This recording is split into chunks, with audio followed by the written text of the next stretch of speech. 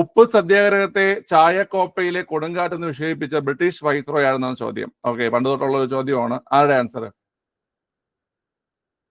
Option C Irwin പ്രഭു ആണ് അല്ലേ? Option C Irwin പ്രഭു ആണ് ആൻസർ. ഇർവിൻ പ്രഭു ആണ് നമ്മൾ ഉപ്പ് സത്യാഗ്രഹത്തെ ചായക്കോപ്പയിലെ കൊടുങ്കാറ്റ് എന്ന് വിശേഷിപ്പിച്ചത്. ഓക്കെ, ക്ലിയർ ആണ്. അടുത്ത് 1927 ബ്രസൽസിൽ നടന്ന കോൺഗ്രസ് ഓഫ് ഒപ്രസ്ഡ് നാഷണാലിറ്റി സമ്മേളനത്തില് ഇന്ത്യയെ പ്രതിനിധീകരിച്ച് പങ്കെടുത്തത് ഇവരിൽ ആരാണ്? നല്ലൊരു ചോദ്യമാണ്. 1927 ബ്രസൽസിൽ നടന്ന കോൺഗ്രസ് ഓഫ് ഒപ്രസ്ഡ് നാഷണാലിറ്റി സമ്മേളനത്തിൽ ഇന്ത്യയെ പ്രതിനിധീകരിച്ച് പങ്കെടുത്ത ആരാണ് ചോദ്യം. പലരും ഈ ചോദ്യം കണ്ടു കാണും.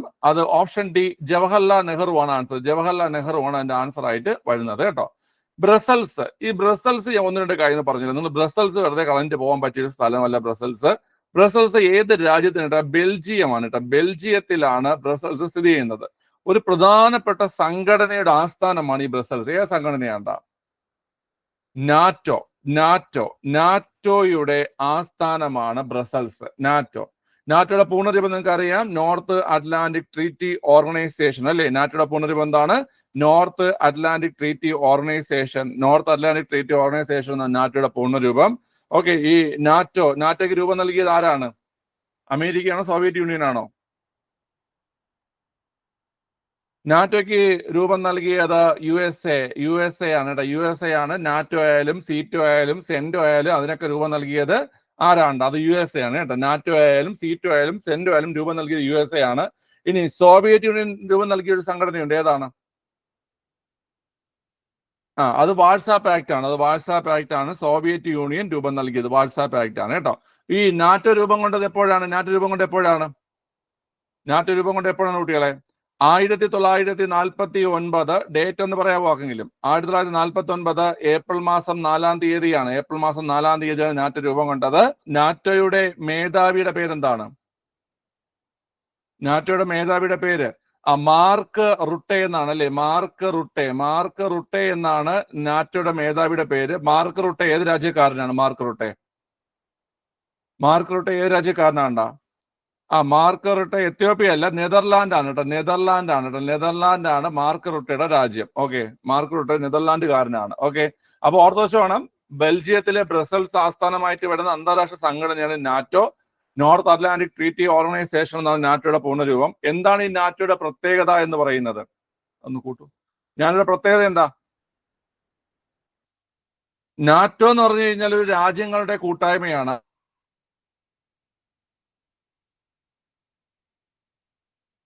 നാറ്റോയുടെ പ്രത്യേകത. ഈ നാറ്റോയിൽ അംഗമാകാൻ വേണ്ടിയിട്ട് ആര് ശ്രമിച്ചു? ഉക്രൈൻ ശ്രമിച്ചപ്പോഴാണ് ഈ റഷ്യ യുക്രൈൻ യുദ്ധം ഉണ്ടായത് കേട്ടോ. റഷ്യ യുക്രൈൻ വാർ ഉണ്ടായത് അതിന്റെ ഭാഗമായിട്ടാണ്. ഓക്കെ, ഇദ്ദേഹത്തിന് ഈ നാറ്റോയുടെ ഇപ്പോഴത്തെ മേധാവി എന്ന് പറയുന്നത് അദ്ദേഹത്തിന്റെ രാജ്യം നെതർലാൻഡ് ആണ്. ബാക്കി ക്വസ്റ്റ്യൻസ് ഒക്കെ നമ്മൾ മുന്നോട്ട് പോകുമ്പോൾ വേറെ ക്വസ്റ്റ്യൻ കിട്ടും നമുക്ക്. ഓക്കെ, ശരി. അടുത്ത ചോദ്യം. മഹാത്മാഗാന്ധി ഒരേ ഒരു തവണ മാത്രമാണ് ഇന്ത്യൻ നാഷണൽ കോൺഗ്രസ് സമ്മേളനത്തിൽ അധ്യക്ഷ പദവി അലങ്കരിച്ചത്. ഏത് വർഷം, എവിടെ നിന്നാണ് സമ്മേളനത്തിൽ? ഇതൊക്കെ എല്ലാവർക്കും അറിയാവുന്നത് തന്നെയാണ്. 1924 ബെൽഗാം സമ്മേളനം. 1924 ബെൽഗാം സമ്മേളനത്തിലാണ് മഹാത്മാഗാന്ധി INC അധ്യക്ഷനായത്. ഓക്കെ, ക്ലിയർ ആണ്. അടുത്ത്, പശ്ചിമ ബംഗാളും പൂർവ്വ ബംഗാളും ഒരു ഹൃദയത്തിന്റെ 2 അറകളാണ്. ഗംഗയും ബ്രഹ്മപുത്രയും ആശ്ലേഷിക്കുന്നതും ഫലപുഷ്ടവുമാക്കുന്നതുമായ 2 അറകളാണിത്. ഈ അറകളിൽ നിന്ന് ഉത്ഭവിക്കുന്ന ചൂട് രക്തമാണ് ബംഗാളികളുടെ സിരയിലൂടെ ഒഴുകുന്നത്. ആരുടെ വാക്കാണ്ട? രവീന്ദ്രനാഥ് ടാഗോറിന്റെ വാക്കുകളാണ്. ഇത് ഭയങ്കര ഇമ്പോർട്ടന്റ് ആയിട്ട് പലപ്പോഴും നമ്മുടെ PSC, UPSC, SSC പരീക്ഷകളിലൊക്കെ ഈ ഒരു കാര്യം ചോദിക്കാറുണ്ട്. അതായത് പശ്ചിമ ബംഗാളും പൂർവ്വ ബംഗാളും, ഈ 2 ബംഗാളുകളെയും നമ്മുടെ ഹൃദയത്തിന്റെ 2 അറകളായിട്ട് വിശേഷിപ്പിച്ച് ആരെന്ന് കേട്ട് കഴിഞ്ഞാൽ അത് ഈ പറയുന്ന ആരാണ് കുട്ടികളെ? ടാഗോറാണ്. ഓക്കെ, ഇപ്പൊ നമ്മുടെ കയ്യിലുള്ളത് ഏതാണ്ട്? പശ്ചിമ ബംഗാളാണോ പൂർവ്വ ബംഗാളാണോ? നമ്മുടെ കയ്യിലുള്ളത്, ഇന്ത്യയുടെ കയ്യിലുള്ളത് ഏതാണ്? ഇന്ത്യയുടെ കയ്യിലുള്ളത് പശ്ചിമ ബംഗാളാണ്. പൂർവ്വ ബംഗാളിന് എന്ത് സംഭവിച്ചു?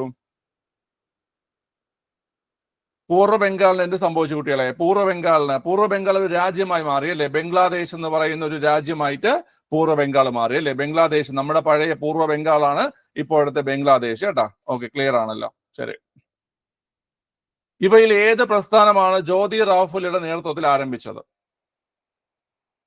ജ്യോതി റാവുഫുലെയുടെ നേതൃത്വത്തിൽ ആരംഭിച്ച പ്രസ്ഥാനം ഏതാണ്ടാ? ഈസി ക്വസ്റ്റ്യൻ ആണ്. ജ്യോതിറാവ് ഫുലെയുടെ നേതൃത്വത്തിൽ ആരംഭിച്ച പ്രസ്ഥാനം സത്യശോധക് സമാജമാണ് അല്ലെ? സത്യശോധക് സമാജമാണ് ജ്യോതിറാവ് ഫുലെയുടെ നേതൃത്വത്തിൽ ആരംഭിച്ചത്. ഓക്കെ, ആർക്ക് പറയാം? ദേവസമാജ്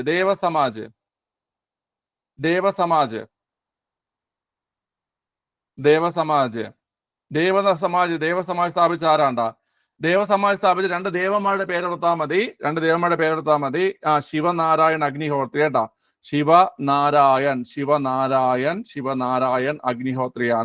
ശിവനാരായൺ അഗ്നിഹോത്രിയാണ് ദേവസമാജ് സ്ഥാപിച്ചത്. ഓക്കെ, ശിവനാരായൺ അഗ്നിഹോത്രി. അടുത്ത് പൂനെ സാർവജനിക് സഭ സ്ഥാപിച്ചത് ആരാണ്? പൂനെ സാർവജനിക് സഭ സ്ഥാപിച്ചത് ആരാണ്?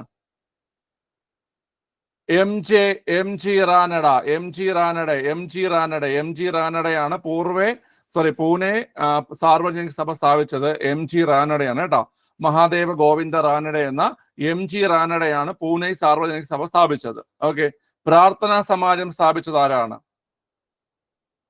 പ്രാർത്ഥനാ സമാജം സ്ഥാപിച്ചത് ആത്മാറാം പാണ്ഡുരംഗ് കേട്ടോ.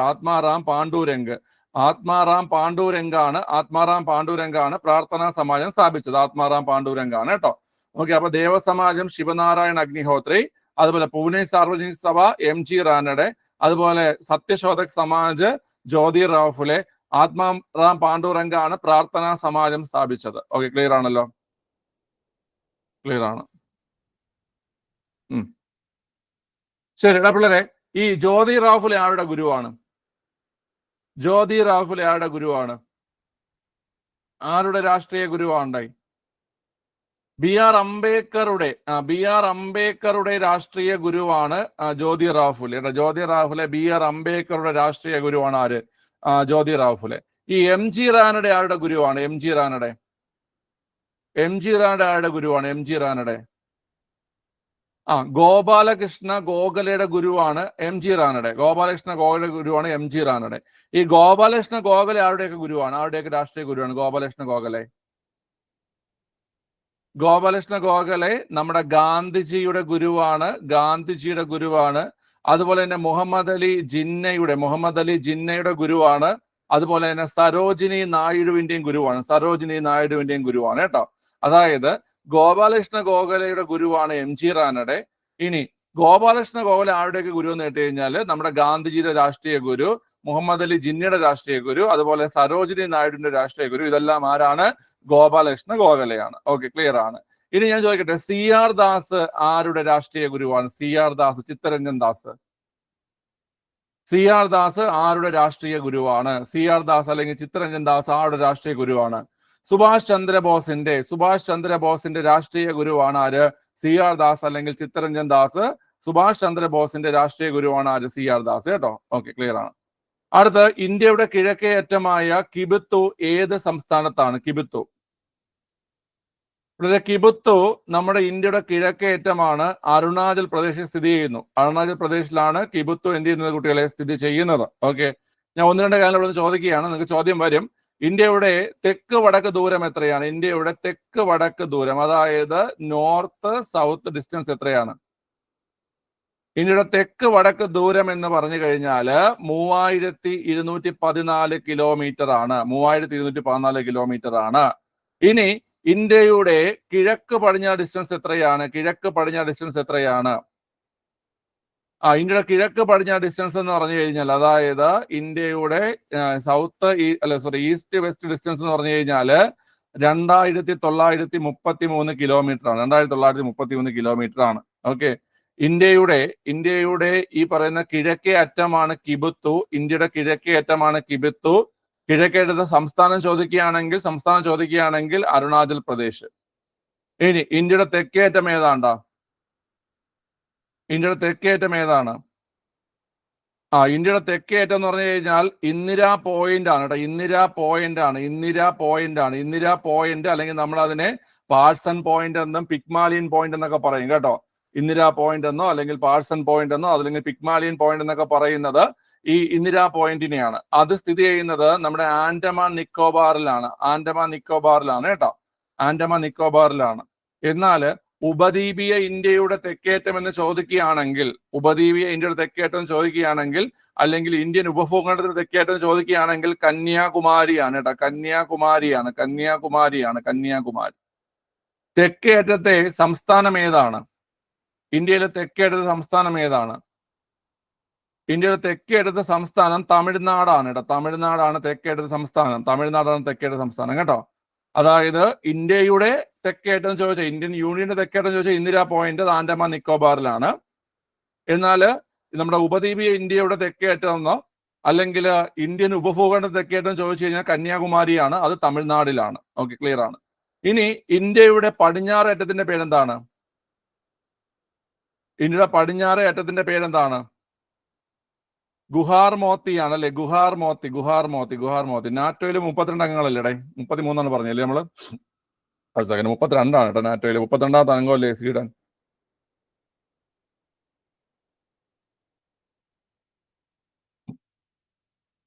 മുപ്പത്തിരണ്ടാമത്തെ സ്വീഡൻ കേട്ടോ. 32 അംഗങ്ങളാണ്.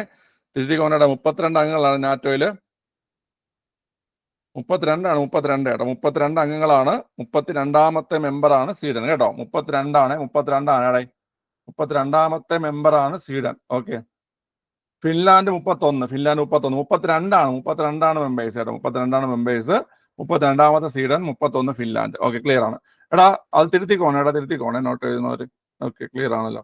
ശരി എടാ, ഗുഹാർ മോത്തി, അതായത് നമ്മുടെ പടിഞ്ഞാറ് അറ്റമാണ് ഗുഹാർ മോത്തി. ഗുഹാർ മോത്തി എവിടെയാണ്?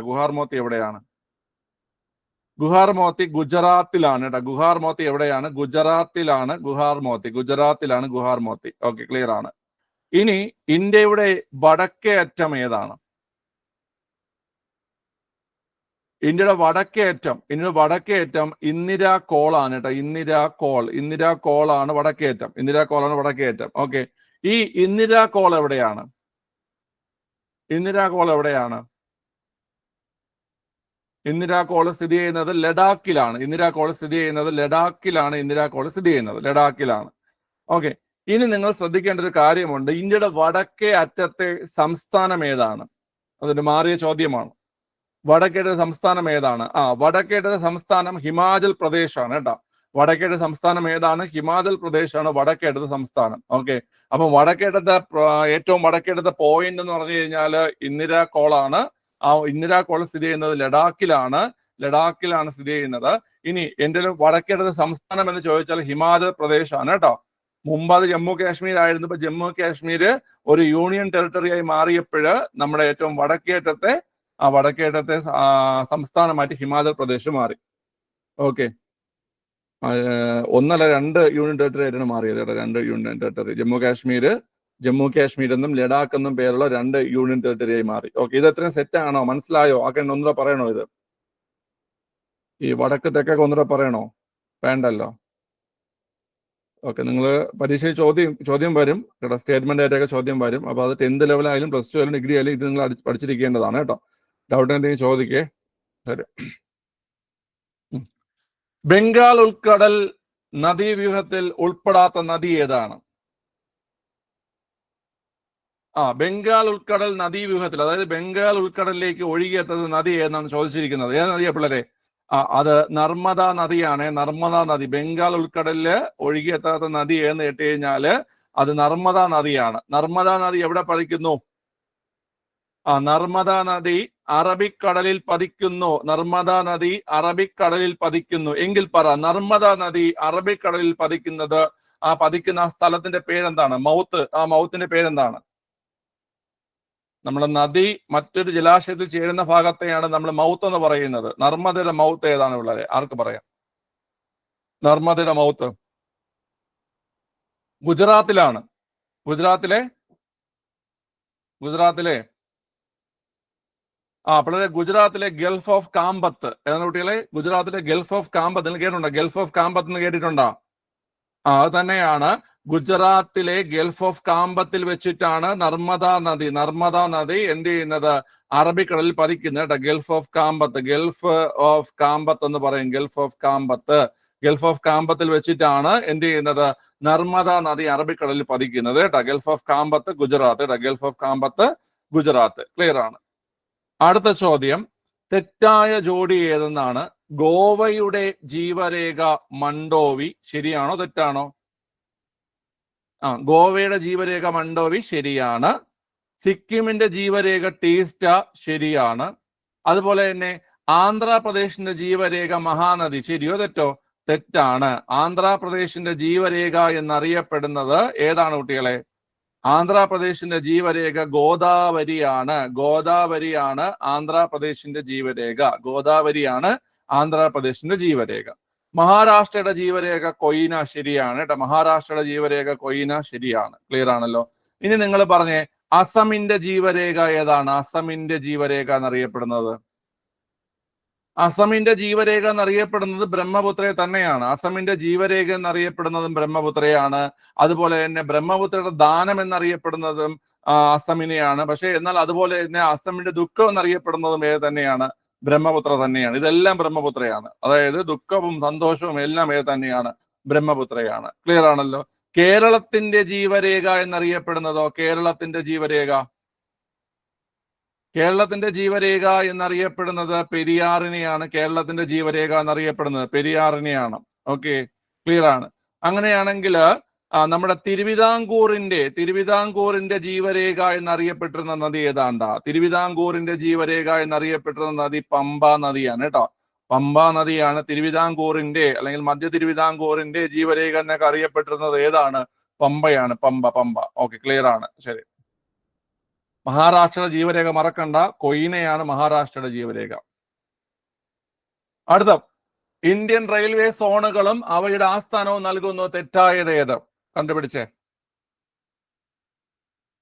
റെയിൽവേ സോണുകളും അവയുടെ ആസ്ഥാനവും തെറ്റായത് ഏതാണ്? ലെഫ്റ്റ് വാ. ഇന്ത്യയുടെ റെയിൽവേ സോണുകളും അവയുടെ ആസ്ഥാനവും തെറ്റായത് ഏതാണ്? ഈസ്റ്റേൺ റെയിൽവേ കൊൽക്കത്ത ശരിയാണ്. ഈസ്റ്റേൺ റെയിൽവേ കൊൽക്കത്ത ശരിയാണ്. സദേൺ റെയിൽവേ ചെന്നൈ ശരിയാണ്. സെൻട്രൽ റെയിൽവേ മുംബൈ CST ശരിയാണ്. നോർത്തേൺ റെയിൽവേ ഗുവാഹത്തി തെറ്റാണ്. നോർത്തേൺ റെയിൽവേയുടെ ആസ്ഥാനം എവിടെയാണ് കുട്ടികളെ? നോർത്തേൺ റെയിൽവേയുടെ ആസ്ഥാനം ന്യൂഡൽഹിയാണ് കേട്ടോ. ന്യൂഡൽഹിയിലാണ് നോർത്തേൺ റെയിൽവേയുടെ ആസ്ഥാനം. നോർത്തേൺ റെയിൽവേയുടെ ആസ്ഥാനം ന്യൂഡൽഹിയാണ് കേട്ടോ. ന്യൂഡൽഹി. Okay, clear. അപ്പൊ അതാണ് തെറ്റായത്. ഇന്ത്യയുടെ പരുത്തി തുറമുഖം എന്ന് വിശേഷിപ്പിക്കപ്പെടുന്നത് ഏതിനെയാണ്? പരുത്തി തുറമുഖം. ഇന്ത്യയുടെ പരുത്തി തുറമുഖം എന്നറിയപ്പെടുന്നത് മുംബൈ തുറമുഖത്തെയാണ്. ഇന്ത്യയുടെ പരുത്തി തുറമുഖം എന്നറിയപ്പെടുന്നത് മുംബൈ തുറമുഖത്തെയാണ് ഇന്ത്യയുടെ പരുത്തി തുറമുഖം എന്നറിയപ്പെടുന്നത് കേട്ടോ. ഓക്കെ, ക്ലിയർ ആണ്. 1947 ഇന്ത്യ പാകിസ്ഥാൻ യുദ്ധവേളയിൽ ഇന്ത്യയുടെ പ്രതിരോധ മന്ത്രി ആരായിരുന്നു? Defence minister. 1947 ഇന്ത്യ പാകിസ്ഥാൻ യുദ്ധവേളയിൽ ഇന്ത്യയുടെ പ്രതിരോധ മന്ത്രി ആരായിരുന്നു?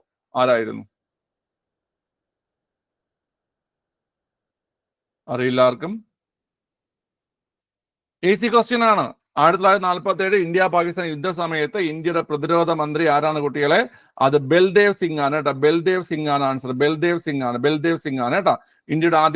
സ്വതന്ത്ര ഇന്ത്യയുടെ ആദ്യത്തെ പ്രതിരോധ മന്ത്രിയായിട്ടുള്ള ബൽദേവ് സിംഗ് ആയിരുന്നു 1947 ഇന്ത്യ പാകിസ്ഥാൻ യുദ്ധത്തില് പ്രതിരോധ മന്ത്രി. ഓക്കെ, 1961 ഇന്ത്യ ചൈന യുദ്ധം ആരായിരുന്നു? 1961 ഇന്ത്യ ചൈന യുദ്ധം ആരാണ്? 1961 ഇന്ത്യ ചൈന യുദ്ധം VK കൃഷ്ണമേനോൻ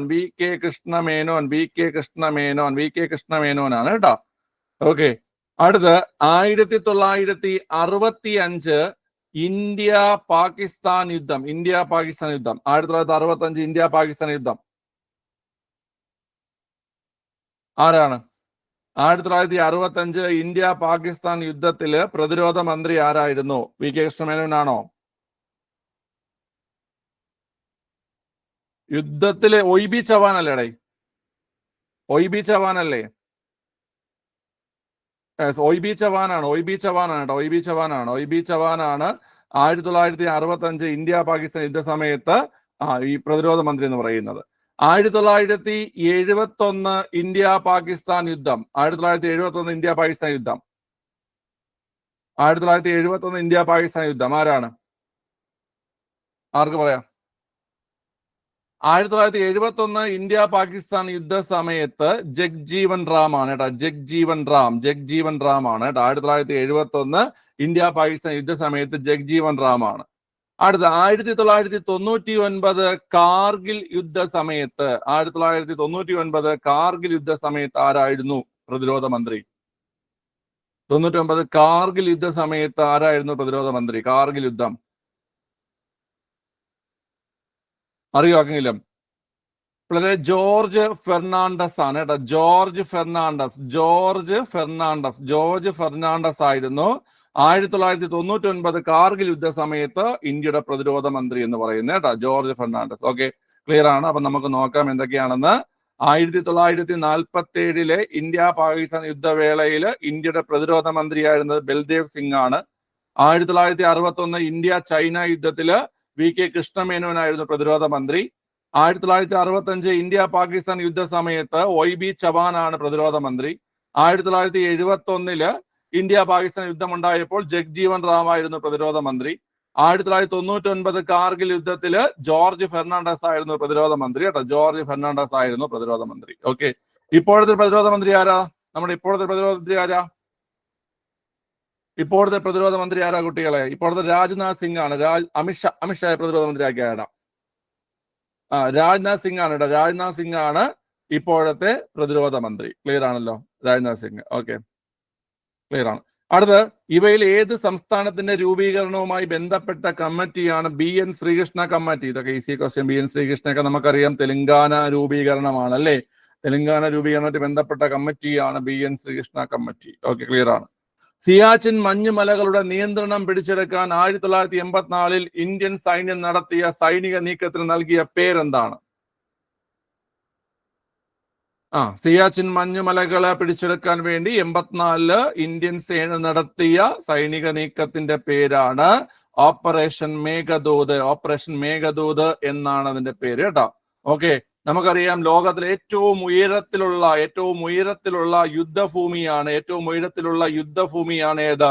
സിയാച്ചിൻ. ഓക്കെ, അതുപോലെ തന്നെ മൂന്നാം ധ്രുവം എന്നറിയപ്പെടുന്നതും സിയാച്ചിനെയാണ്. അതുപോലെ നമുക്ക് ചോദിക്കുന്ന മറ്റൊരു ചോദ്യമുണ്ട്. റോസാപ്പൂക്കൾ സുലഭം. അതിന് റോസാപ്പൂക്കൾ സുലഭം എന്ന പേരിനർത്ഥം വരുന്ന സ്ഥലം ഏതാണത്? സിയാച്ചിൻ ആണ്. സിയാച്ചിൻ. ഓക്കെ, ഏറ്റവും ഉയരത്തിൽ സ്ഥിതി ചെയ്യുന്ന യുദ്ധഭൂമി സിയാച്ചിൻ ആണ്. അതുപോലെ മൂന്നാം ധ്രുവം എന്നറിയപ്പെടുന്ന സിയാച്ചിനെയാണ്.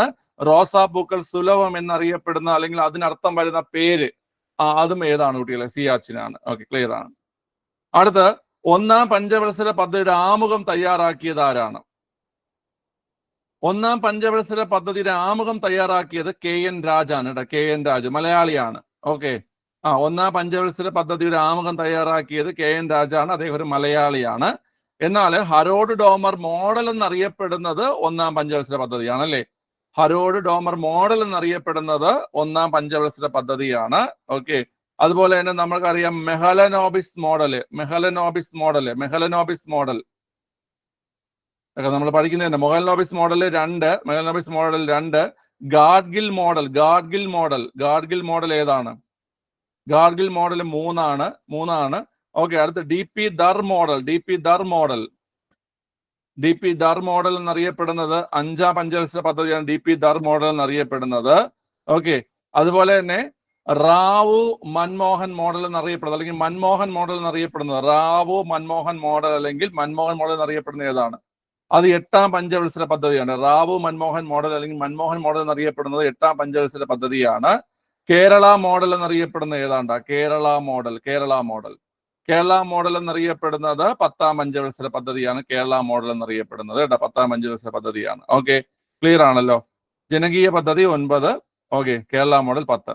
ശരി, നോക്കിക്കോണേ. അപ്പോഴ് ഹരോഡ് ഡോമർ മോഡൽ എന്നറിയപ്പെടുന്നത് 1, മെഹലനോബിസ് മോഡൽ എന്നറിയപ്പെടുന്നത് 2, ഗാഡ്ഗിൽ മോഡൽ എന്നറിയപ്പെടുന്നത് 3, DP ധർ മോഡൽ എന്നറിയപ്പെടുന്നത് 5, റാവു മൻമോഹൻ മോഡൽ എന്നറിയപ്പെടുന്നത് 8, കേരള മോഡൽ എന്നറിയപ്പെടുന്നത് 10. കേരള മോഡൽ എന്നറിയപ്പെടുന്നത് 10നെയാണ് കേട്ടോ. ഓക്കെ, അപ്പൊ ഇത് ഓർത്തിരിക്കുക, ഇത് ഇമ്പോർട്ടന്റ് ആണ് കേട്ടോ, ഈ മോഡൽസ് ഏതൊക്കെയെന്നുള്ളത്.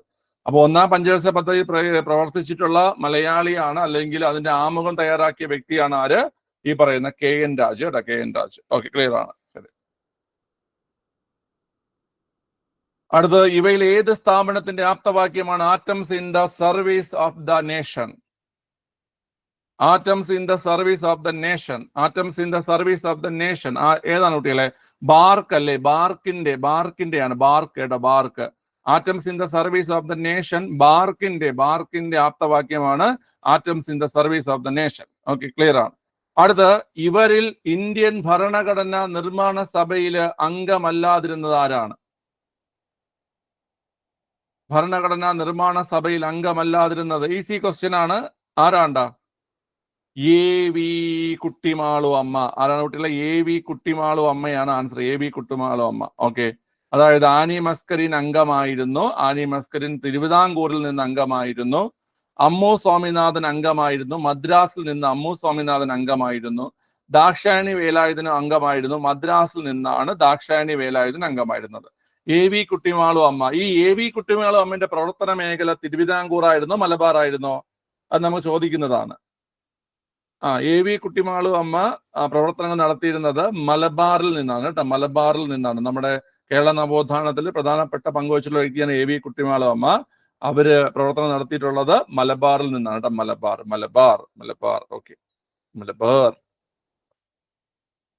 ഇവയിൽ ഏത് ആശയമാണ് ജർമ്മനിയിൽ നിന്ന് ഇന്ത്യൻ ഭരണഘടനയ്ക്ക് കടം കൊണ്ടത്? ചെറിയ മിസ്റ്റേക്ക് ഉണ്ട്, കുഴപ്പമില്ല, എന്നാലും പറയും.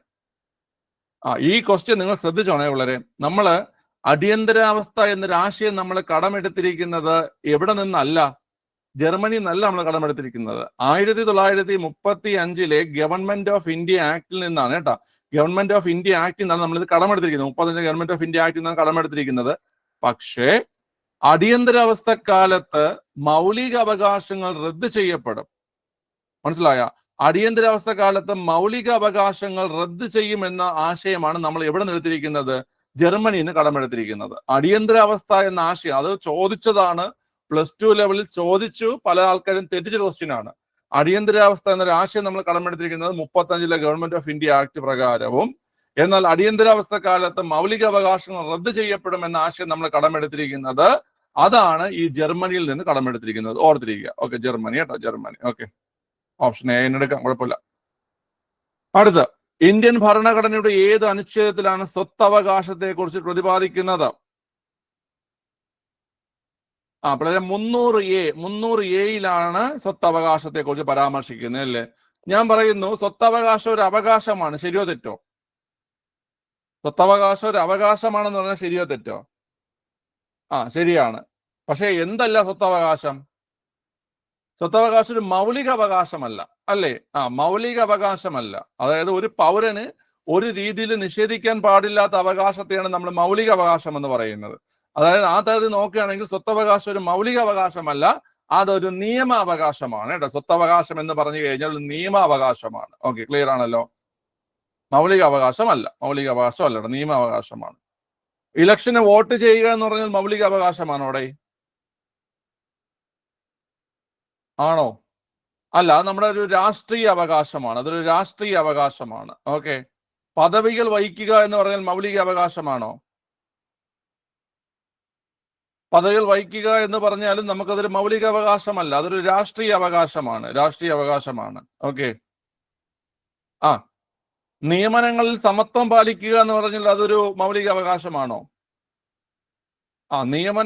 നിയമനങ്ങളിൽ അവസര സമത്വം എന്നതൊരു മൗലിക അവകാശമാണ്, അല്ലേ? നിയമനങ്ങളിൽ അവസര സമത്വം എന്ന് പറഞ്ഞു കഴിഞ്ഞാൽ ഒരു മൗലിക അവകാശമാണ്. ക്ലിയർ ആണല്ലോ? ശരി, ഓക്കെ. അടുത്ത തെറ്റായ ജോഡി ഏതാണ്? മദ്യനിരോധനം ആർട്ടിക്കിൾ 47, ഗോവധ നിരോധനം ആർട്ടിക്കിൾ 48, ഏകീകൃത സിവിൽ കോഡ് ആർട്ടിക്കിൾ 44, ഗ്രാമപഞ്ചായത്തുകളുടെ രൂപീകരണം ആർട്ടിക്കിൾ 38. മദ്യനിരോധനം ഇവിടെ മദ്യനിരോധനം ആർട്ടിക്കിൾ 47 ശരിയാണ്. നമ്മുടെ കോൺസ്റ്റിറ്റ്യൂഷനിൽ, നമ്മുടെ DPSP-യിൽ, ഡയറക്ടീവ് പ്രിൻസിപ്പിൾസ് ഓഫ് സ്റ്റേറ്റ് പോളിസിയിൽ ആർട്ടിക്കിൾ 47 തന്നെയാണ് മദ്യനിരോധനം പറയുന്നത്. ഗോവധ നിരോധനം ആർട്ടിക്കിൾ 48, അതും ശരിയാണ്. ഗോവധ നിരോധനം ആർട്ടിക്കിൾ 48. ഏകീകൃത civil code article 44, uniform civil code article 44, അതും ശരിയാണ്. എന്നാൽ ഗ്രാമപഞ്ചായത്തുകളുടെ രൂപീകരണം ആർട്ടിക്കിൾ 38 എന്നത് തെറ്റാണ്. ഗ്രാമപഞ്ചായത്തുകളുടെ രൂപീകരണം പറയുന്ന ആർട്ടിക്കിൾ 40-ലാണ്. മനസ്സിലായ? ഗ്രാമപഞ്ചായത്തുകളുടെ രൂപീകരണം പറയുന്നത് ആർട്ടിക്കിൾ 40-ലാണ്. സ്വതന്ത്ര ഇന്ത്യയിലെ ഏകീകൃത സിവിൽ കോഡ് നിലവിൽ വന്ന ആദ്യ സംസ്ഥാനം ഏതാണ്? സ്വതന്ത്ര ഇന്ത്യയിൽ ഏകീകൃത സിവിൽ കോഡ് നിലവിൽ വന്ന ആദ്യ സംസ്ഥാനം ഏതാണ് ഉള്ളത്? ഉത്തരാഖണ്ഡാണ്. ഉത്തരാഖണ്ഡാണ്. സ്വതന്ത്ര ഇന്ത്യയിൽ ഏകീകൃത സിവിൽ കോഡ് നിലവിൽ വന്ന ആദ്യ സംസ്ഥാനം ഉത്തരാഖണ്ഡാണ്. ഉത്തരാഖണ്ഡിൽ ഏകീകൃത സിവിൽ കോഡ് നിലവിൽ വന്ന വർഷം തീയതി ആർക്ക് പറയാം? 2025 ജനുവരി 27. 2025 ജനുവരി 27 ഉത്തരാഖണ്ഡിൽ ഏകീകൃത സിവിൽ കോഡ് നിലവിൽ വന്നത്. 2025 ജനുവരി 27 മറക്കണ്ട. 2025 ജനുവരി 27 ഉത്തരാഖണ്ഡിൽ ഏകീകൃത സിവിൽ കോഡ് നിലവിൽ വന്നത്.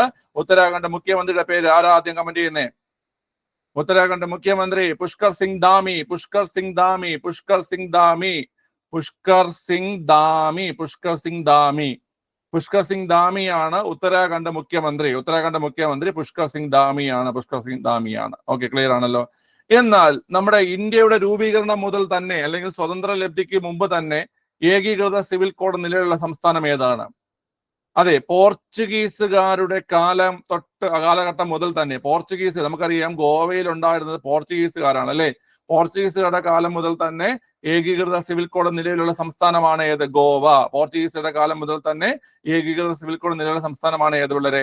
ഗോവ. ഓക്കെ. രൂപീകരണം മുതൽ മദ്യനിരോധനം നിലവിലുള്ള സംസ്ഥാനം ഏതാണ്? രൂപീകരണം മുതൽ മദ്യനിരോധനം നിലവിലുള്ള സംസ്ഥാനമാണ് ഗുജറാത്ത്. ഗുജറാത്ത്. ഗുജറാത്ത്. ഓക്കെ. രൂപീകരണം മുതൽ മദ്യനിരോധനം നിലവിലുള്ള സംസ്ഥാനമാണ് ഏത്? ഗുജറാത്ത്. ഓക്കെ. കേരളത്തിൽ മദ്യം നിരോധിക്കോ?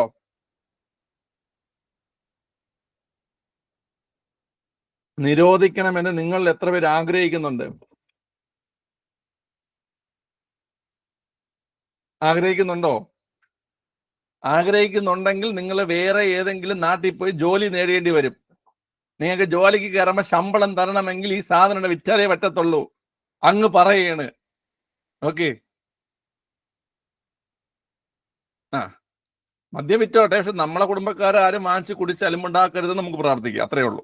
മനസ്സിലായി? മദ്യം എത്ര വിറ്റോട്ടെ. ഇപ്പൊ നമ്മളിപ്പം 1-ാം തീയതി ഡ്രൈ ഡേ ആയിരുന്നു, അത് മാറ്റാൻ പോകുന്നു. മാറ്റിക്കോട്ടെ. പക്ഷെ നമ്മളെ കുടുംബക്കാരും വാങ്ങിച്ച് കുടിച്ച് പ്രശ്നം ഉണ്ടാക്കാതിരിക്കട്ടെ.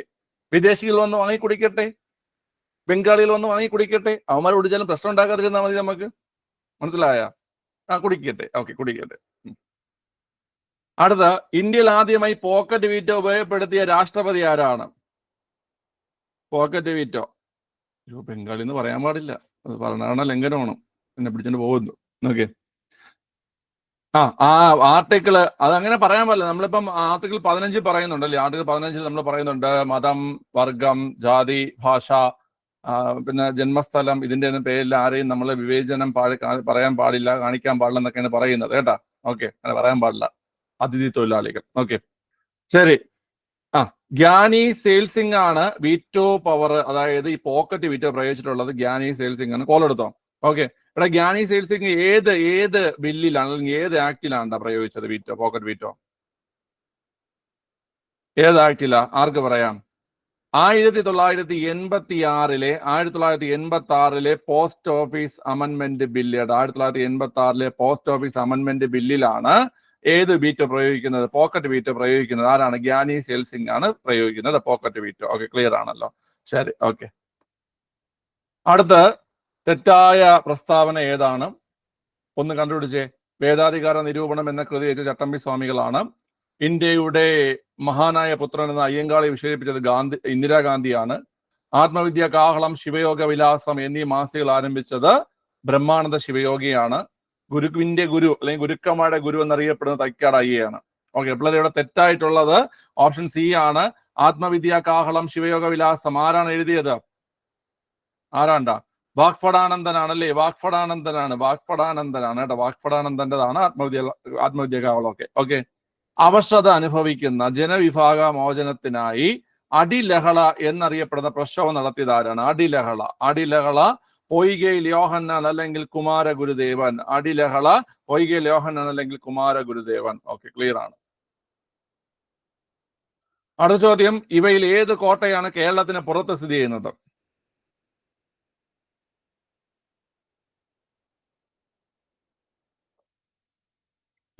നോക്കാം പിള്ളേരെ.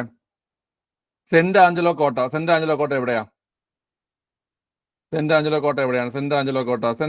കോട്ട കണ്ണൂരാണ് അല്ലേ. കണ്ണൂരാണ് സെന്റ് ആഞ്ചലോ കോട്ട. കണ്ണൂരാണ്. അപ്പൊ കേരളത്തിനകത്താണ്. ചാലിയം കോട്ട എവിടെയാണ്? ചാലിയം കോട്ട ചാലിയൻകോട്ട എവിടെയാണ്? പറ, ചാലിയൻകോട്ട എവിടെടാ? ചാലിയൻകോട്ട കോഴിക്കോട്, കോഴിക്കോട്, കോഴിക്കോട്, കോഴിക്കോടാണ് ചാലിയൻകോട്ട. അപ്പൊ അതും കേരളത്തിനകത്താണ്. മാനുവൽ കോട്ട എവിടെയാണ്? മാനുവൽ കോട്ട,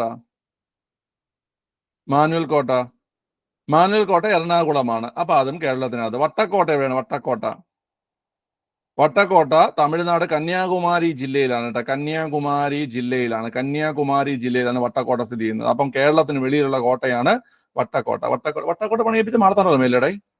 അല്ലേ? ആ, അല്ലെന്നാൽ മാർത്താണ്ഡവർമ്മ. ഓക്കെ, കന്യാകുമാരിയാണ് കേട്ടോ. കന്യാകുമാരിയിലാണ് സ്ഥിതി ചെയ്യുന്നത് കേട്ടോ. കന്യാകുമാരി, തമിഴ്നാട് കന്യാകുമാരി ജില്ലയിലാണ് ഈ വട്ടക്കോട്ട സ്ഥിതി ചെയ്യുന്നത്. ഓക്കെ, ക്ലിയർ ആണല്ലോ? ശരി. ഗുരുവായൂർ സത്യാഗ്രഹവുമായി ബന്ധപ്പെട്ട പ്രസ്താവനകളിൽ ശരിയല്ലാത്തത് ഏത് എന്നാണ് ചോദ്യം. ഗുരുവായൂർ സത്യാഗ്രഹം ബന്ധപ്പെട്ട പ്രസ്താവന ശരിയല്ലാത്തത് ഈസി ക്വസ്റ്റ്യൻ ആണ്. ഗുരുവായൂർ സത്യാഗ്രഹത്തിന്റെ നേതൃത്വം നൽകിയത് കെ കേളപ്പനായിരുന്നു. അത് ശരിയായിട്ടുള്ള പ്രസ്താവനയാണ്. ഗുരുവായൂർ സത്യാഗ്രഹത്തിന്റെ വോളണ്ടിയർ ക്യാപ്റ്റൻ AK ഗോപാലൻ, അതും ശരിയായതാണ്. ഗുരുവായൂർ സത്യാഗ്രഹം ആരംഭിച്ചത് 1931 നവംബർ 1-നാണ്, അതും ശരിയാണ്. എന്നാൽ ഗുരുവായൂർ സത്യാഗ്രഹം ബന്ധപ്പെട്ട് സവർണജാഥ നടത്തിയത് മന്നത്ത് പത്മനാഭൻ, അത് തെറ്റാണ്.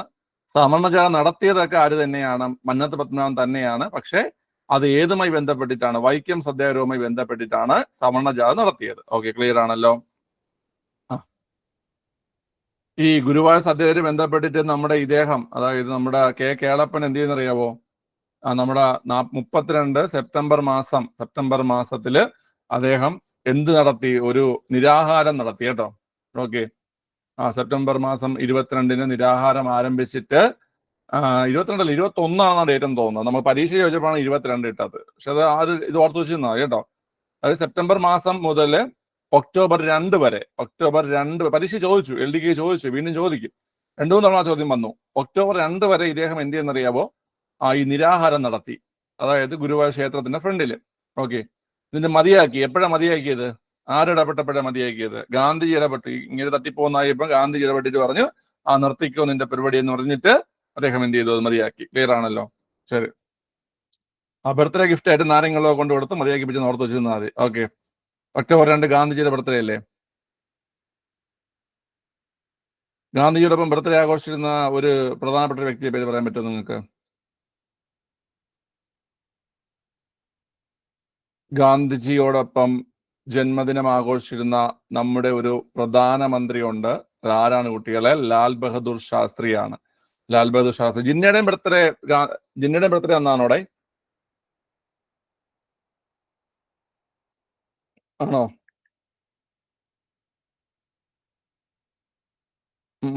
മുഹമ്മദ് അലി ജിന്നയ്ക്ക് അല്ലല്ല, മുഹമ്മദ് ജിന്ന മറ്റേ നമ്മുടെ ഇദ്ദേഹത്തോടൊപ്പമാണ്. AB Vajpayee. December 25 December 25 AB വാജ്പേയിയോടൊപ്പം ജന്മദിനം ആഘോഷിക്കുന്നതാണ് മുഹമ്മദ് അലി ജിന്ന. ഓക്കെ, ജിന്നയാണോ ഗാന്ധിജിയാണോ മൂത്തത്? ആർക്ക് പറയാം? ജിന്നയാണോ ഗാന്ധിജിയാണോ മൂത്തത്? മൂത്തതെന്ന് ഉദ്ദേശിക്കുന്നത് മുതിർന്ന ആളെന്നാണ് കേട്ടോ. നമ്മളെ തിരുവനന്തപുരത്തെ ഭാഷയാണ് മൂത്തത് ഇളയതൊക്കെ. നിങ്ങൾ അങ്ങോട്ട് അങ്ങനെ പറയാറുണ്ടോ? ഗാന്ധിജിയാണ് മുതിർന്ന ആള് കേട്ടോ. ഗാന്ധിജിയാണ് മുതിർന്ന ആള്. ഓക്കെ, അതായത് ഗാന്ധിജി ജനിച്ച് 7 വർഷത്തിന് ശേഷമാണ് ജിന്ന ജനിക്കുന്നത് കേട്ടോ. 76-ലാണ് ജിന്ന. മരിക്കുന്ന രണ്ടുപേരും ഒരേ വർഷമാണ്. 48 സെപ്റ്റംബർ 11-നാണ് ജിന്ന മരിക്കുന്നത് കേട്ടോ. 48 സെപ്റ്റംബർ 11-നാണ് ജിന്ന മരിക്കുന്നത്. ഓക്കെ, ഇന്ത്യയുടെ രാഷ്ട്രപിതാവ് ഗാന്ധിജി, അതുപോലെ തന്നെ പാകിസ്ഥാന്റെ രാഷ്ട്രപിതാവാണ് ആര്? ജിന്ന. ഓക്കെ, പിള്ളേരെ പറ. കുട്ടംകുളം സമരം, കീഴറിയ ബോംബ് കേസ്, കടക്കൽ പ്രക്ഷോഭം, തോൽവിറക്ക് സമരം ആദ്യം നടന്നത് ഏതാണ്? കുട്ടംകുളം സമരം ഏത് വർഷമാണ്? കുട്ടംകുളം സമരം ഏത് വർഷമാടാ? 1946-ലാണ് കുട്ടംകുളം സമരം. കീഴറിയ ബോംബ് കേസ് ഏത് വർഷമാണ്? കീഴറിയ ബോംബ് കേസ് 42-ലാണ് കീഴറിയ ബോംബ് കേസ്. കടക്കൽ പ്രക്ഷോഭം ഏത് വർഷമാണ്? കടക്കൽ പ്രക്ഷോഭം 1938. തോൽവിറക്ക് സമരം ഏത് വർഷം? തോൽവിറക്ക് സമരം ഏത് വർഷമാടാ? 1946-ലാണ് തോൽവിറക്ക് സമരം. ഓക്കെ, അപ്പൊ ഇതിൽ ആദ്യം നടന്നത് ഏതാണ്? ഇതിലാദ്യം നടന്നത് കടക്കൽ പ്രക്ഷോഭം. ഓപ്ഷൻ C ആണ് ആൻസർ. കടക്കൽ പ്രക്ഷോഭമാണ് ആദ്യം നടന്നത്. ഓക്കെ, അടുത്ത് ഇന്ത്യൻ കായിക താരമായിട്ടുള്ള മനു ഭാക്കറുമായി ബന്ധപ്പെട്ട പ്രസ്താവനകൾ ശരിയല്ലാത്തത് ഏതാണ്?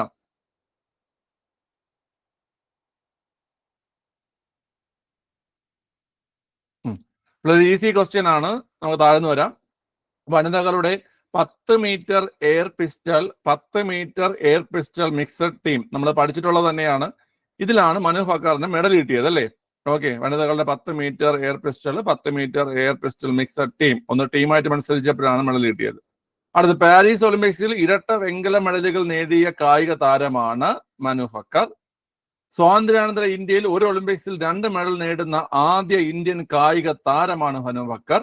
അതുപോലെ തന്നെ ഒളിമ്പിക് ഷൂട്ടിങ്ങിൽ ഇന്ത്യക്കായി മെഡൽ നേടിയ ആദ്യ താരം മനു ഭാക്കർ അല്ല, അത് തെറ്റായിട്ടുള്ള പ്രസ്താവനയാണ്. ഓക്കെ, അത് രാജ്യവർദ്ധൻ സിംഗ് റാത്തോഡാണ് ഇന്ത്യക്കായിട്ട് ഷൂട്ടിങ്ങിൽ ആദ്യത്തെ മെഡൽ നേടിയത്. ഓക്കെ, ക്ലിയർ ആണ്. അടുത്ത, വ്യക്തിഗത ഇനത്തിൽ ഏഷ്യൻ ഗെയിംസ് സ്വർണം നേടിയ ആദ്യ മലയാളി വനിതയാരാണ്? വ്യക്തിഗത ഇനത്തിൽ ഏഷ്യൻ ഗെയിംസ് സ്വർണം നേടിയ ആദ്യ മലയാളി വനിത ആരാണ്? MD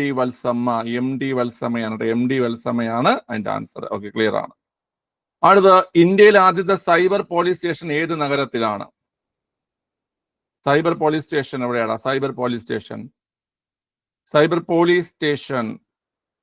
സൈബർ പോസ്റ്റ് ഓഫീസ് അല്ലടാ ചെന്നൈ. എവിടെയൊക്കെയാ പറയണത്? സൈബർ പോസ്റ്റ് ഓഫീസ് ആണ് ചെന്നൈ കേട്ടാ. സൈബർ പോലീസ് സ്റ്റേഷൻ എവിടെയാ? സൈബർ പോലീസ് സ്റ്റേഷൻ അത് ബാംഗ്ലൂരാണ്. സൈബർ പോസ്റ്റ് ഓഫീസ് ചെന്നൈയിലാണ്. Cyber post office Chennai. Okay, ഇനി നമ്മുടെ കേരളത്തിലെ ആദ്യത്തെ സൈബർ പോലീസ് സ്റ്റേഷൻ എവിടെയാണ്? കേരളത്തിലെ ആദ്യത്തെ സൈബർ പോലീസ് സ്റ്റേഷൻ സ്ഥിതി ചെയ്യുന്നത് പട്ടമാണ് കേട്ടോ. നമ്മുടെ തിരുവനന്തപുരം ജില്ലയിലെ പട്ടത്താണ് കേരളത്തിലെ ആദ്യത്തെ സൈബർ പോലീസ് സ്റ്റേഷൻ സ്ഥിതി ചെയ്യുന്നത്. ഓക്കെ, ക്ലിയർ ആണ്. ശരി, തെറ്റായ ജോഡി ഇതാര് കണ്ടുപിടിക്കാൻ നോക്കട്ടെ. സ്പോർട്സുമായിട്ടൊക്കെ അഭേദ്യമായ ബന്ധമുള്ള ആൾക്കാർക്ക് മാത്രമാണ് ഇത് കണ്ടുപിടിക്കാൻ പറ്റുന്നത്. ഇത് അപരനാമങ്ങളാണ്, കായിക താരങ്ങൾ ചോദിക്കുന്നത്. നിങ്ങൾ വിചാരിക്കേണ്ടത് ചോദിക്കണമെന്ന് വിചാരിക്കേണ്ടത് ഇതൊക്കെ നമുക്ക് ചോദിക്കുന്നതാണ്. സ്പോർട്സ് എന്നുള്ളൊരു ചോദ്യമൊക്കെ എല്ലാ പരീക്ഷയ്ക്കും ഉണ്ടാവും. ഓക്കെ, ഇതൊരു ഈസി ക്വസ്റ്റ്യൻ ആണ്, പലർക്കും അറിയായിരിക്കും. ജംബോ എന്നറിയപ്പെടുന്ന അനിൽ കുംബ്ലെ ശരിയാണ്. അത് സുനിൽ ഗവാസ്കറിനെയാണ് സണ്ണി എന്നറിയപ്പെടുന്നത്. ഓക്കെ, ടർബണേറ്റർ എന്നറിയപ്പെടുന്നത് ഹർഭജൻ സിംഗിനെയാണ്. കേണൽ എന്നറിയപ്പെടുന്നത് കപിൽ ദേവിനെ അല്ല. അതായത് ആൻസർ ഓപ്ഷൻ സി ആണ്. അപ്പൊ കേണൽ എന്നറിയപ്പെടുന്നത് ആരെയാണ്? ആർക്കെങ്കിലും അറിയാവോ? എവിടെയെങ്കിലും നിങ്ങൾ വായിച്ചിട്ടുണ്ട്? നിങ്ങൾ ഉറപ്പായിട്ടും വായിച്ചിട്ടുണ്ട്. കേണൽ പ്രീവിയസ് ചോദ്യം തന്നെയാണ്. കേണൽ എന്നറിയപ്പെടുന്ന ക്രിക്കറ്റ് താരം ആരാണ്? CK നായിഡു ആണ് കേട്ടോ. CK നായിഡു ആണ് കേണൽ എന്നറിയപ്പെടുന്ന ക്രിക്കറ്റ് താരമാണെന്നുള്ളത്. CK നായിഡു ആണ്. മാസ്റ്റർ ബ്ലാസ്റ്റർ ആരാണ്? മാസ്റ്റർ ബ്ലാസ്റ്റർ ആരാണ്ടേ? പറയടേ, അതെങ്കിലും പറയടേ. സച്ചിൻ ടെണ്ടുൽക്കർ. ലിറ്റിൽ മാസ്റ്റർ ആരാണ്? മാസ്റ്റർ ബ്ലാസ്റ്റർ എന്നോ ലിറ്റിൽ മാസ്റ്റർ എന്നൊക്കെ അറിയപ്പെടുന്നത് ആരെ തന്നെയാണ്? സച്ചിൻ ടെണ്ടുൽക്കറിനെ തന്നെയാണ് അറിയപ്പെടുന്നത്. മാസ്റ്റർ ബ്ലാസ്റ്റർ, ലിറ്റിൽ മാസ്റ്റർ എന്നൊക്കെ അറിയപ്പെടുന്ന ആരെ തന്നെയാണ് ഉള്ളത്? സച്ചിൻ ടെണ്ടുൽക്കറിനെ തന്നെയാണ് കേട്ടോ. ഓക്കെ, അടുത്ത, SK പൊറ്റക്കാടുമായി ബന്ധപ്പെട്ട പ്രസ്താവനകൾ ശരിയല്ലാത്തത് എന്നാണ് ചോദ്യം. കണ്ടുപിടിയിടാം. SK പൊറ്റക്കാട് മലയാളത്തിന്റെ ജോൺ ഗന്ധർ എന്നറിയപ്പെടുന്നു. ശരിയാണ്, മലയാളത്തിന്റെ ജോൺ ഗന്ധർ എന്നറിയപ്പെടുന്നത് ഇദ്ദേഹത്തെയാണ്. ജ്ഞാനപീഠം ലഭിച്ച ആദ്യ മലയാള നോവലിസ്റ്റ് ഇദ്ദേഹം തന്നെയാണ്. ലോകസഭയിൽ അംഗമായ ആദ്യ മലയാളി സാഹിത്യകാരനും ഇദ്ദേഹം തന്നെയാണ്. എന്നാൽ ഇദ്ദേഹത്തിന് ജ്ഞാനപീഠം ലഭിച്ച വർഷം അത് തെറ്റാണ്. ജ്ഞാനപീഠം ലഭിക്കുന്നത് SK പൊറ്റക്കാടിന് 1980-ലാണ്. 1980-ലാണ് ഇദ്ദേഹത്തിന് ജ്ഞാനപീഠം ലഭിച്ചത്. ഓക്കെ, ക്ലിയർ ആണല്ലോ. 84-ൽ ലഭിച്ചത് തകഴിക്കാണ് കേട്ടോ. 84-ൽ ലഭിച്ചത് തകഴിക്കാണ്. 84-ൽ തകഴിക്കാണ് കിട്ടിയത്. ഓക്കെ, 1965 ജി ശങ്കരക്കുറുപ്പിനാണ് 65. നിങ്ങൾക്ക് അറിയാം. ഓക്കെ, അതുപോലെ തന്നെ 1995 ആർക്കാ? 95-ൽ MT വാസുദേവൻ നായർക്കാണ് 95-ല്. അതുപോലെ തന്നെ 2007 ആർക്കാണ്? 2007 ONV കുറുപ്പിനാണ് 2007 കിട്ടിയത്. 2019 ആർക്ക് കിട്ടി? അക്കിത്തം. 2019 ആർക്കാണ് കിട്ടിയത്? വളരെ അക്കിത്തം അച്യുതൻ നമ്പൂതിരിക്ക് കിട്ടി. ഓക്കെ, ക്ലിയർ ആണല്ലോ. അപ്പം 65 ജി ശങ്കരക്കുറുപ്പ്, 80 SK പൊറ്റക്കാട്, 84 തകഴി, അതുപോലെ 95 MT വാസുദേവൻ നായർ, 2007 ONV, 2019 അക്കിത്തം. 80-ൽ ഇദ്ദേഹത്തിന് കിട്ടിയ കൃതി ഏതാണ്ടാ? ഏത് കൃതിക്കാണ് കിട്ടിയത്? ഏത് നോവലിനാണ്? ഏത് നോവലിനാണ് പിള്ളേരെ കിട്ടിയത്? ഒരു ദേശത്തിന്റെ കഥയല്ലേ, ഒരു ദേശത്തിന്റെ കഥ എന്ന് പറയുന്ന നോവലിനാണ് ഇദ്ദേഹത്തിന് കിട്ടിയത്. ഒരു ദേശത്തിന്റെ കഥ എന്ന് പറയുന്ന നോവലിനാണ് ഇദ്ദേഹത്തിന് എന്ത് കിട്ടിയത് കുട്ടികളെ? ഈ പറയുന്ന ജ്ഞാനപീഠം കിട്ടിയത്. അപ്പൊ അതാണ് തെറ്റായിട്ടുള്ള പ്രസ്താവന. ഓക്കെ, അടുത്ത ചോദ്യം. കേരള നിയമസഭയിലെ ആദ്യ പ്രതിപക്ഷ നേതാവ് ആരായിരുന്നു? കേരള നിയമസഭയിലെ ആദ്യ പ്രതിപക്ഷ നേതാവ് ആരായിരുന്നു? കേരള നിയമസഭയിൽ ആദ്യ പ്രതിപക്ഷ നേതാവ് പി.ടി. ചാക്കോയാണ്. പി.ടി. ചാക്കോയാണ്. പി.ടി. ചാക്കോ. ഓക്കെ, കേരള നിയമസഭയിലെ ആദ്യ പ്രതിപക്ഷ നേതാവ് പി.ടി. ചാക്കോയാണ്. പി.ടി. ചാക്കോ ഇവിടെ എന്റെ പേര് പി.ടി. ചാക്കോയാണ്. ഞാൻ ഒരു ഉത്തരം പറയാം, നിങ്ങൾ ചോദ്യം പറയോ? കെ.ടി. കോശി ആരാണ്? K T. Koshy. K T. Koshy. K T. Koshy ഇതുപോലെ കേരളത്തിലെ ആദ്യത്തെ ഒരാൾ തന്നെയാണ്. കേരള ഹൈക്കോടതിയുടെ ആദ്യത്തെ ചീഫ് ജസ്റ്റിസ് ആണ് ആര്? കെ.ടി. കോശി കേട്ടോ. K T. Koshy. Okay, PT. Chacko കേരളത്തിലെ ആദ്യത്തെ പ്രതിപക്ഷ നേതാവ്, കെ.ടി. കോശി കേരള ഹൈക്കോടതിയുടെ ആദ്യത്തെ ചീഫ് ജസ്റ്റിസ്. ഓക്കെ, ക്ലിയർ ആണല്ലോ. അടുത്ത തെറ്റായ പ്രസ്താവന ഏത്? ഒന്ന് ചെയ്തേടാ. ലെഫ്റ്റ് ആയിക്കോട്ടെ. ലെഫ്റ്റ് ആയിക്കോ. കമന്റ് കാണാൻ പറ്റില്ല, പ്രശ്നം. എന്താ അപ്ഡേറ്റ് ആയ ഒരു മഴ ഇടിക്കൊന്നും കുഴപ്പമൊന്നുമില്ല. മഴ ഇടിക്കുന്ന പ്രശ്നം ഫോൺ ചാർജ് ഇട്ടില്ലെങ്കിൽ കുഴപ്പമൊന്നുമില്ല. ഓക്കെ, പേടിയാണെങ്കിൽ ലെഫ്റ്റ് ആയിക്കോ. ഇനി പേടിച്ചിരിക്കണ്ട. ഓക്കെ, അപ്പൊ ആശ്വാസമായി. ചോദിച്ചിട്ട് പോണത് അതൊരു മാന്യതയാണ്. ഒരുപാട് ആൾക്കാർ എനിക്കറിയാം, തോന്നും പോലെ ഇറങ്ങിപ്പോവും. Okay, no use. എന്നെ 2 ദിവസം മുമ്പ് ഒരാളെ വിളിച്ചിട്ടുണ്ടായിരുന്നു കേട്ടോ. അതായത് അയാൾക്ക് കോൺസെൻട്രേഷൻ എന്നുള്ള സാധനം കിട്ടില്ല. അതായത് ഒരു 15 മിനിറ്റ് കൂടുതലേക്ക് ഇരുന്ന് പഠിക്കാനൊന്നും പറ്റില്ല എന്ന് പറഞ്ഞിട്ട്. ഓക്കെ, എന്ത് ചെയ്യണോ? ഞാൻ പറഞ്ഞു എന്ത് ചെയ്യാൻ, നിങ്ങൾ മനസ്സിലാക്കിയിട്ടേ കാര്യമുള്ളൂ.